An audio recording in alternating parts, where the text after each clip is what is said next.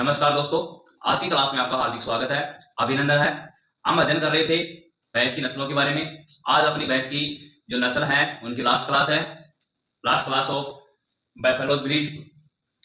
तो आज हम अध्ययन करते हैं जो भैंस की बची हुई नस्ल है, उनमें है सूरती और नीली रावी। तो सबसे पहले हम लेते हैं सूरती नस्ल की भैंस को।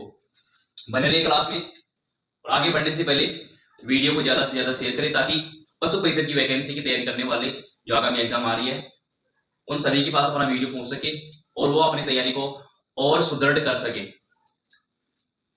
आगे बढ़ते हैं। सूरती नस्ल।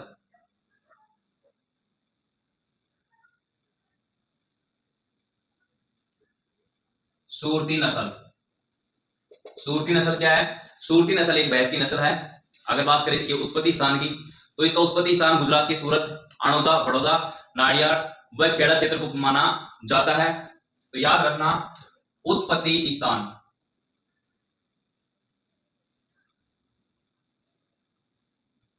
उत्पत्ति स्थान।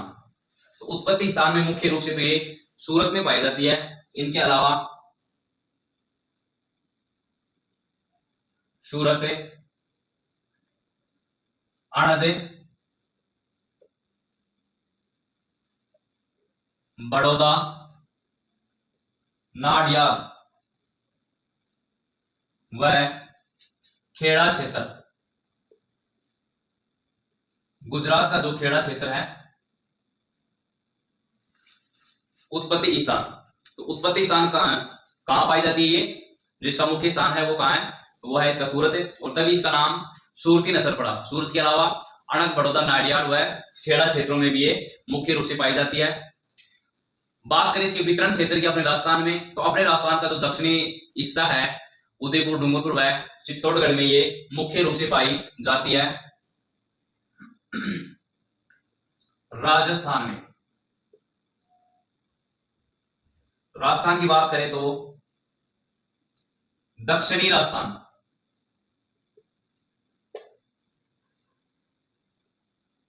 इसके अलावा उदयपुर,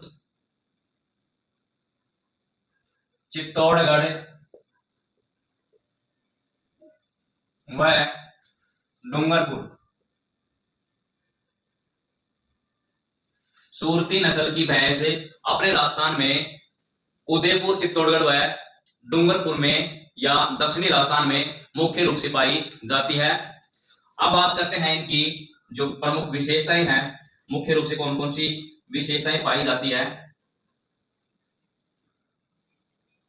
प्रमुख विशेषताएं यानी अगर इस भैंस की पहचान करनी हो तो किन किन आधार पे हम इन भैंस की पहचान करेंगे, इन नस्लों की पहचान करेंगे, तो वो होती हैं विशेषताएं। विशेषताओं में बात करें इसके रंग की, तो इस नस्ल की भैंसों में रंग भूरा व हल्का काला पाया जाता है। ये इसकी मुख्य विशेषता है भैंस के रंग की। क्वेश्चन आ जाए, सूरती नस्ल की भैंसों में किस प्रकार का रंग पाया जाता है? तो रंग भूरा व हल्का काला। याद रखना,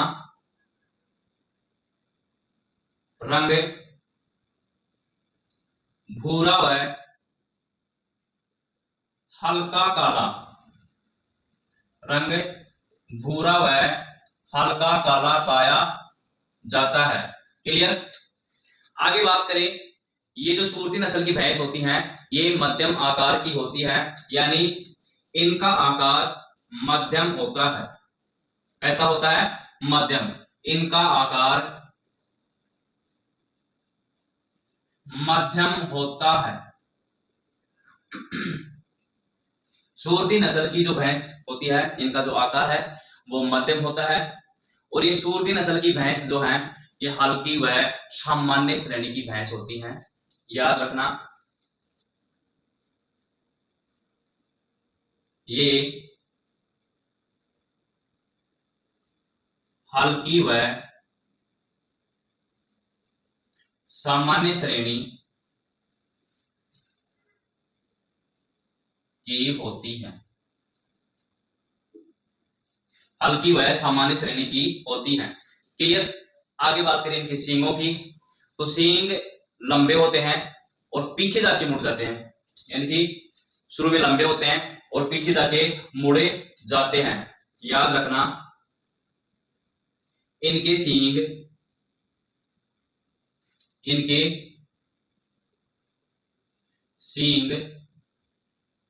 लंबे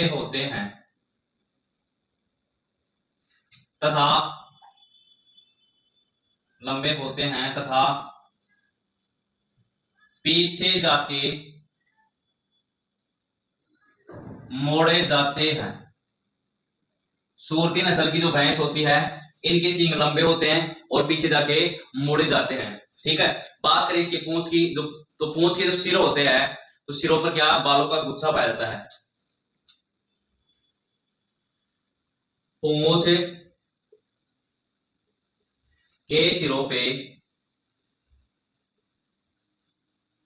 के सिरों पे बालों का गुच्छा पाया जाता है। सूरती नस्ल की पूंछ के सिरों पे बालों का क्या गुच्छा पाया जाता है। बात करें इस नस्ल की पीठ की, तो इस नस्ल की पीठ जो होती है वो सीधी होती है एवं त्वचा मोटी होती है। पीठ सीधी होती है, तथा त्वचा मोटी होती है। त्वचा कैसी होती है? मोटी होती है। क्लियर।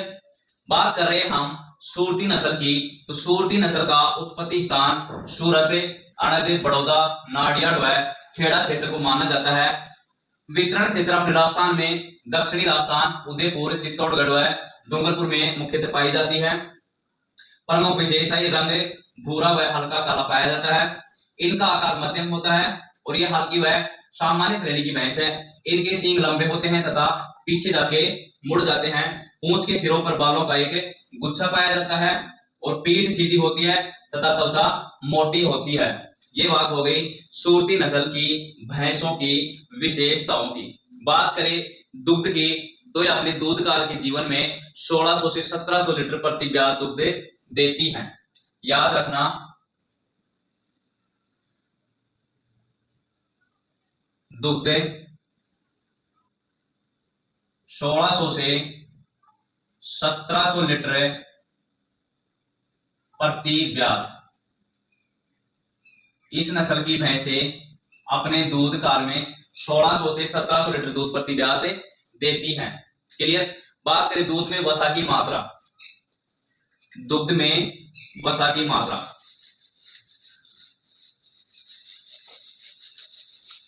तो इनके दूध में वसा की मात्रा 7.5% पाई जाती है। वसा की मात्रा, दुग्ध में वसा की मात्रा कितनी पाई जाती है? 7.5% इनके दुग्ध में वसा की मात्रा पाई जाती है। बात करें इनके भार की, वजन की, तो नर में लगभग 450 से 500 किलोग्राम और मादा में लगभग 350 से 400 किलोग्राम के आसपास भार पाया जाता है। भार, नर के भार की बात करें तो नर में लगभग 450 से 500 किलोग्राम भार पाया जाता है और मादा में लगभग 350 केजी से 400 किलोग्राम तक भार पाया जाता है। क्लियर। अब बात करते हैं नीली रावी भैंस। नीली रावी क्या है? एक भैंस की मुख्य नस्ल है नीली रावी।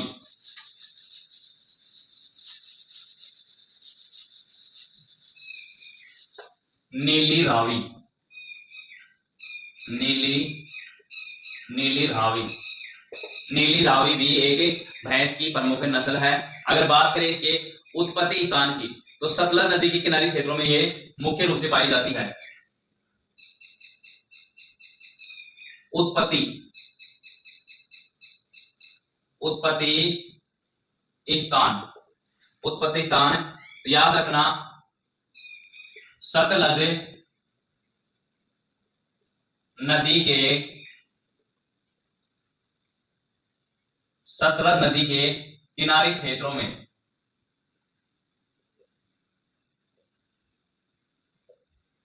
सतलज नदी के किनारी क्षेत्रों में मुख्य रूप से पाई जाती है।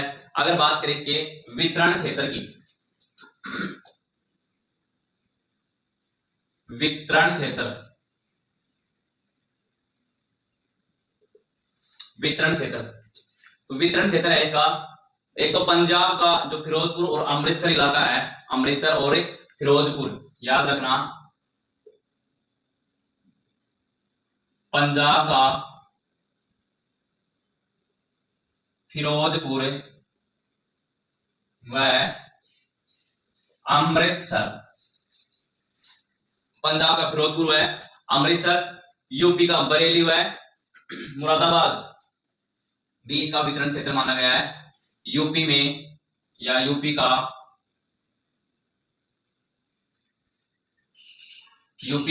यानी कि इन क्षेत्रों में ये मुख्य रूप से पाई जाती है, ये इनकी क्या है, वितरण क्षेत्र है। जैसे यूपी का बरेली व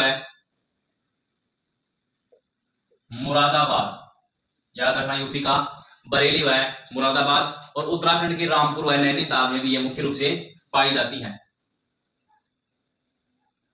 उत्तराखंड का रामपुर व नैनीताल वितरण क्षेत्र कहां का है, पंजाब का फिरोजपुर व अमृतसर, यूपी का बरेली व मुरादाबाद, उत्तराखंड का रामपुर व नैनीताल में ये मुख्य रूप से पाई जाती है। अब बात करते हैं इनकी जो नीली रावी की गाय की जो प्रमुख विशेषताएं हैं उनके बारे में। प्रमुख विशेषताएं, विशेषताएं, अगर विशेषताओं की बात आए तो एक बात याद रखना, इस नीली रावी नस्ल की भैंस है, इसको पंच कल्याणी के नाम से जाना जाता है। क्वेश्चन आ जाए कि भैंस की वह कौन सी नस्ल है जिसको पंच कल्याणी के नाम से जाना जाता है, तो वो है नीली रावी। इस भैंस की नस्ल को या भैंस की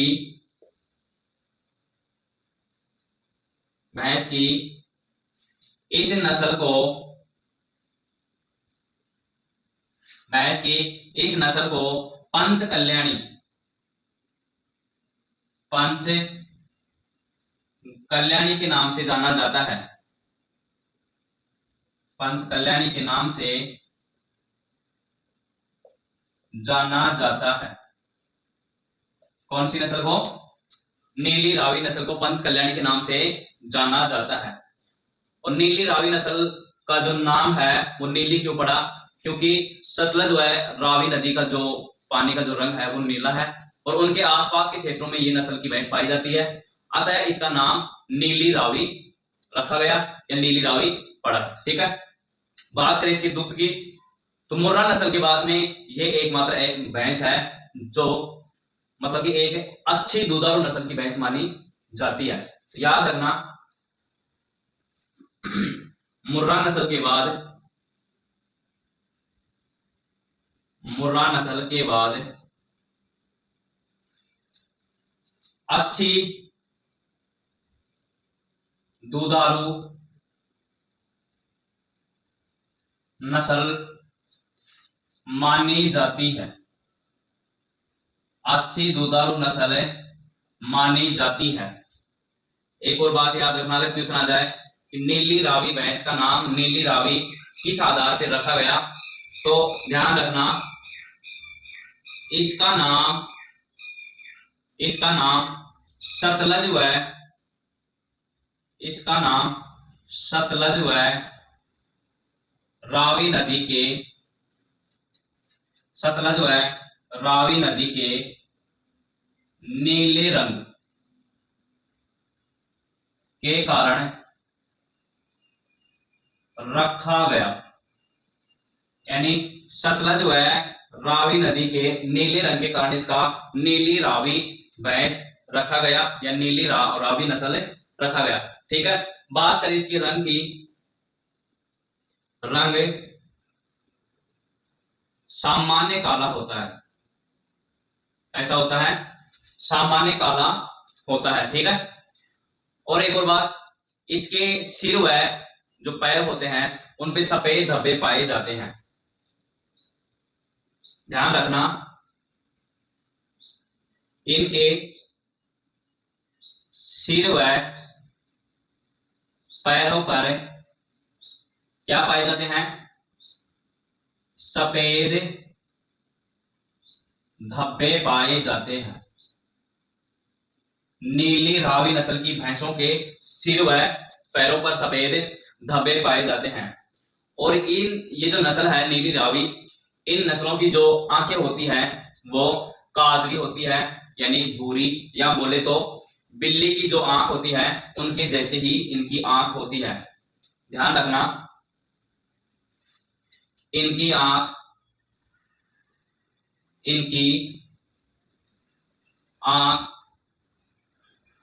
काजरी या भूरी, बोले तो बिल्ली के जैसा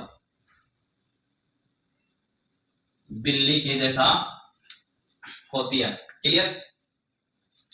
बात करें दूध काल में दूध की मात्रा की, तो ये नस्ल वाली भैंस 1500 से 1800 लीटर दूध देती हैं प्रति ब्यात में। दुग्ध,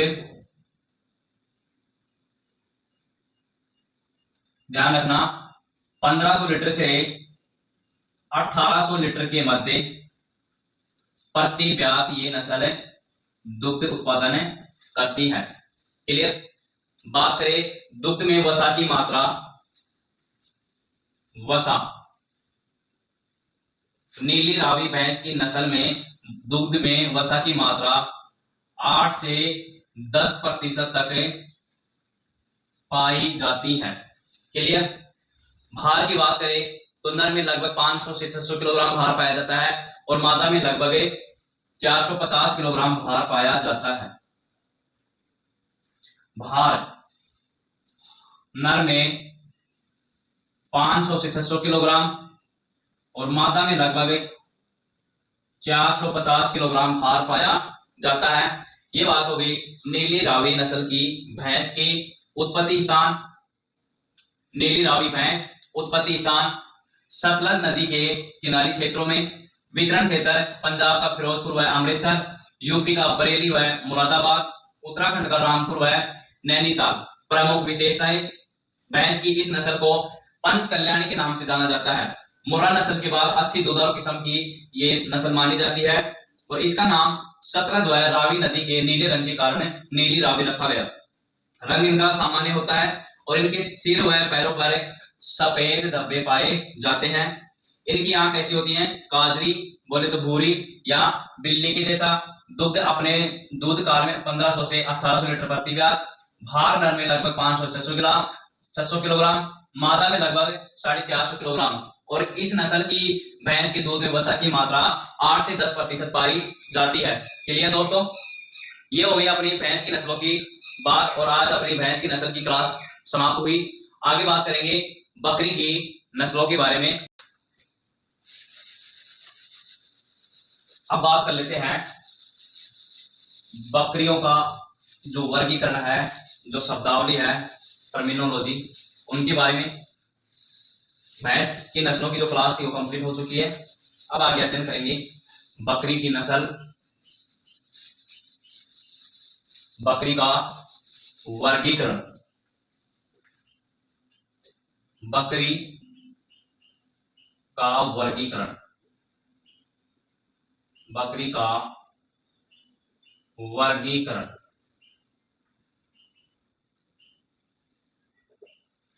ठीक है, तो बकरी का वर्गीकरण करते हैं। बात करें जगत की, बकरी कौन सी जगत में आती है?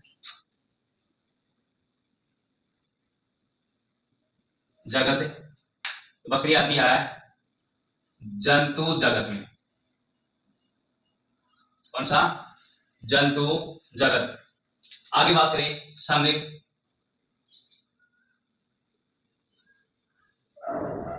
तो संघ याद रखना कोरडेटा, संघ कोरडेटा। जगत कौन सा? जंतु जगत, संघ कोरडेटा। आगे देखते हैं वर्ग, तो बकरी कौन से वर्ग में आती है? भैंस कौन से में? स्तनधारी में। गाय कौन से में? स्तनधारी में। तो बकरी कौन से में आएगी? स्तनधारी।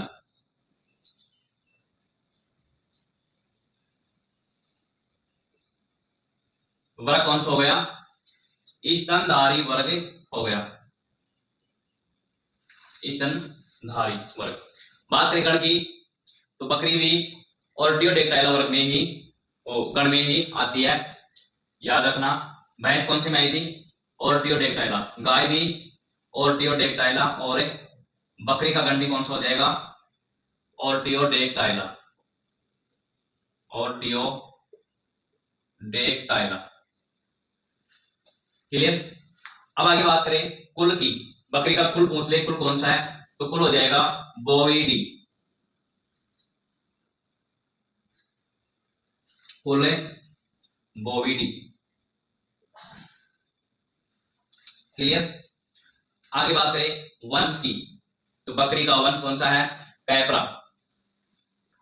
वंश,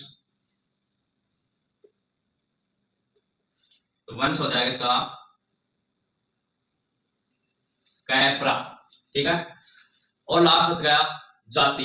तो याद रखना बकरी कौन सी जाति से संबंधित है? तो याद रखना कैपरा हिरकिस जाति। तो इसकी जाति हो जाएगी कैपरा हिरकस। क्लियर? तो यह हो गया अपना बकरी का वर्गीकरण। जगत, जंतु जगत, संघ, कोर्डेटा, वर्ग स्तनधारी, गण ऑर्टियोडेक्टाइला, कुल बोविडी, वंश कैपरा, और जाति कैपरा हिरकस। ध्यान रखना इन बिंदुओं को। अब आगे देखते हैं जो बकरी की शब्दावली है, सामान्य तौर पर बोलचाल में काम में ली जाती है, उनके बारे में अध्ययन करते हैं। बकरी की शब्दावली।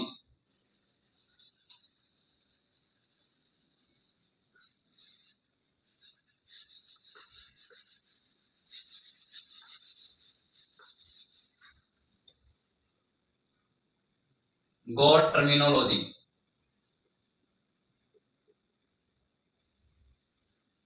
बकरी की शब्दावली, जैसे एक शब्द है बक।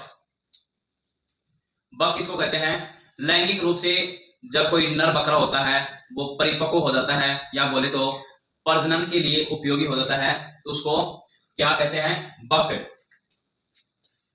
बक लैंगिक रूप से, लैंगिक रूप से परिपक्व नर बकरा, बकरा जो प्रजनन के लिए क्या हो?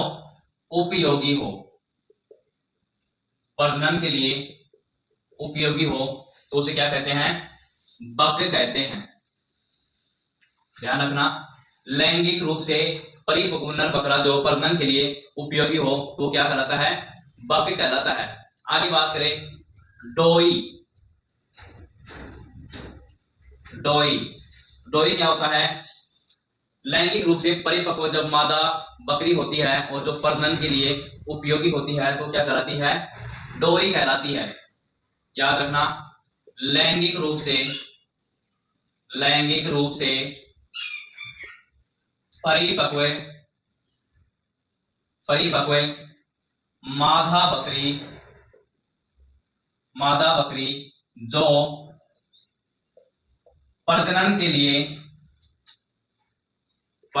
लिए उपयोगी हो। लैंगिक रूप से परिपक्व मादा बकरी जो प्रजनन के लिए उपयोगी हो तो क्या कहलाती है? डोई कहलाती है। आगे बात करें किड। किड क्या होता है? किड बकरी का बच्चा होता है, और यानी कि जिसकी जो उम्र है वो 1 वर्ष से कम होती है, वो क्या कहलाता है? किड। किड बकरी का बच्चा, बकरी का बच्चा, अर्थात नर या मादा जिसकी उम्र 1 वर्ष से क्या हो, कम हो, वो क्या कहलाता है, किड कहलाता है। Clear, kid. आगे बात करें बकलिंग। बकलिंग क्या होता है, 1 वर्ष से अधिक उम्र का जो जवान नर बकरा होता है वो क्या कहलाता है, बकलिंग कहलाता है। बकलिंग 1 वर्ष से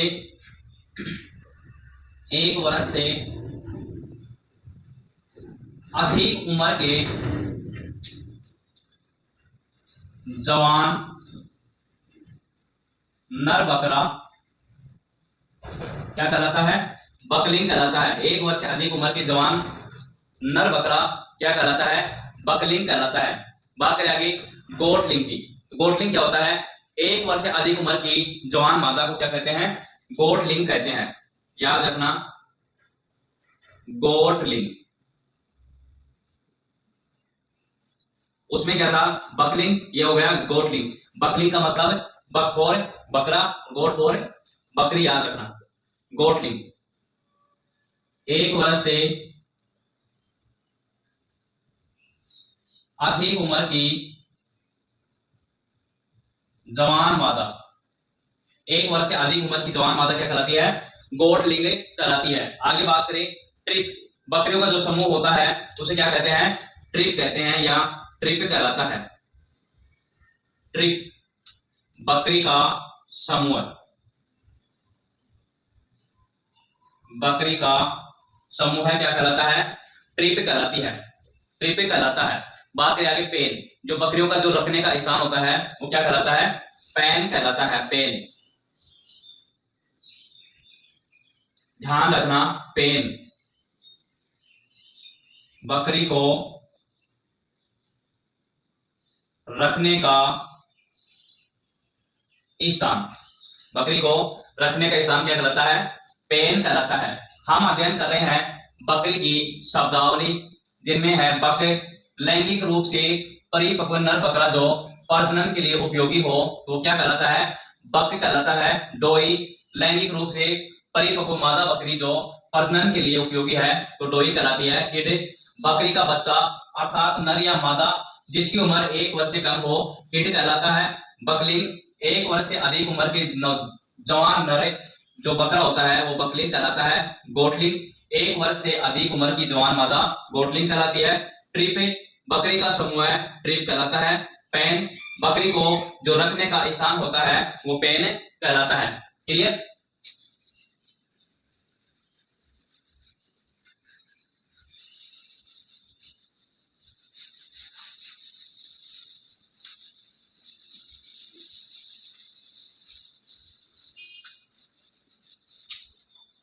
अब आगे देखते हैं एक और शब्द अपने पास है, वीडर। वीडर क्या होता है, वयस्क नर बकरा जो बंदिया कर, यानी कि किसी बकरे को बंदिया कर देते हैं तो वो वीडर कहलाता है। वीडर, ध्यान रखना, वीडर वयस्क नर बकरा, वयस्क नर बकरा जो बंदियाकृत हो, वयस्क नर बकरा जो बंदियाकृत हो तो क्या कहलाता है, वीडर कहलाता है। आगे बात करें एक और शब्द स्पाइड। तो स्पाइड क्या होता है, वयस्क मादा बकरी जिसका बंदियाकरण करते हैं, वयस्क मादा बकरी जिसका बंदियाकरण किया जाता है तो उसको क्या कहते हैं, स्पाइड कहते हैं। आगे बात करें कैप्रा हिरकस। कैप्रा हिरकस क्या है, कैप्रा हिरकस से बकरी का एक वैज्ञानिक नाम है जिसका अध्ययन कर चुके हैं। तो बात करते हैं स्पाइड।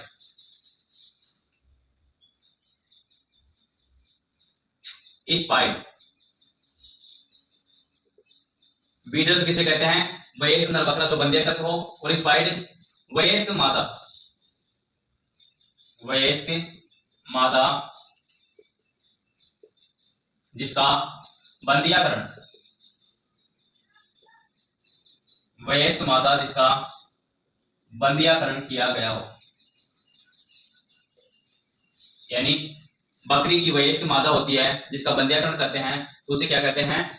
स्पाइड कहते हैं। क्लियर। एक और शब्द है कैपरा। कैपरा किसको कहते हैं? बकरी का वंश वर्गीकरण में अध्ययन कर चुके हैं। आगे बात करें बकरी में क्रोमोसोम की संख्या, गुणसूत्र संख्या, तो याद रखना बकरी में 60 क्रोमोसोम पाए जाते हैं। बकरी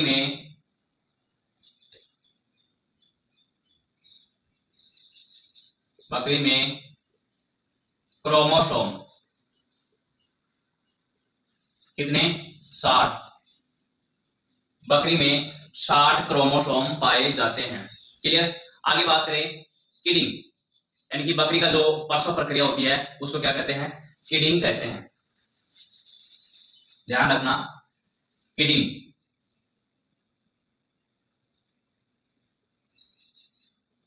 किडिंग बकरी में प्रसव की प्रक्रिया, बकरी में प्रसव की प्रक्रिया क्या कराती है? किडिंग कराती है। एक और शब्द है सर्विंग।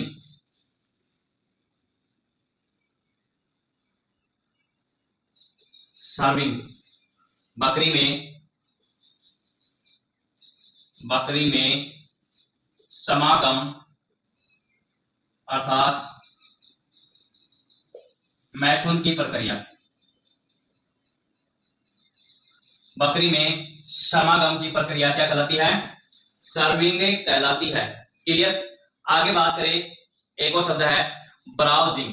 ब्राउजिंग क्या होता है? जब बकरी अपने अगले पैर किसी झाड़ी पे रख के उस झाड़ी के पत्तों को चूंटती है जीभ और होठों की सहायता से, तो वो क्या कहलाता है? ब्राउजिंग कहलाता है। ब्राउजिंग। बकरियों में ब्राउजिंग जो शब्द है वो कहाँ यूज किया जाता है? तो याद रखना बकरी जब किसी झाड़ी पे अपने अगले पैर रख के, बकरी किसी झाड़ी पे अपने अगले पैर रखकर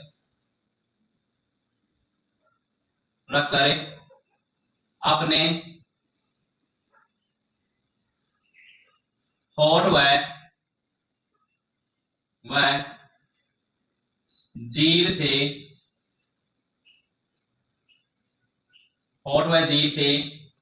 पत्तियों को चूंट कर खाती है तो उसे क्या कहते हैं? तो उसे ब्राउजिंग कहते हैं। क्लियर। ब्राउजिंग किसे कहते हैं? जब बकरी अपने अगले पैर किसी झाड़ी पे रखे उसकी जो पत्तियां होती है उनको चोट कर खाती है तो वो क्या कहलाता है? ब्राउजिंग कहलाता है। अगर बात करें इनकी नस्लों की तो वर्तमान में भारत में बकरी की 37 नस्ल पंजीकृत है। नोट, वर्तमान में भारत में बकरी की 37 नस्लें पंजीकृत हैं। और कल बात करेंगे हम, कल की क्लास में बकरी की प्रमुख नस्लों के बारे में। आज की क्लास यही समाप्त होती है। क्लास में बने रहने के लिए आपको हार्दिक अभिनंदन, स्वागत। और बात करते हैं बकरी की नस्ल के बारे में कल की क्लास में। अतः कल बकरी की नस्लों के बारे में अध्ययन करके आना जिससे आपको अच्छे से समझ में आ सके। धन्यवाद दोस्तों, जय हिंद।